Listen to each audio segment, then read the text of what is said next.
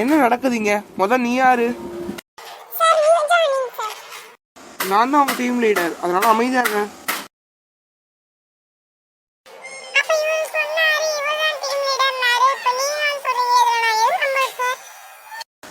டேய், நான் தான்டா ஒரிஜினல் டீம் லீடரு.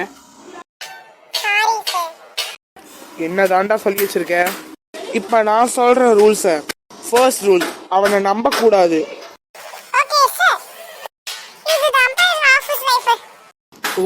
கொஞ்சம் காமெடி அதிகம். நான் பாஸ் சொல்றேன், சப்ஸ்கிரைப் பண்ணல ஓவர் டைம் கொடுத்துருவேன்.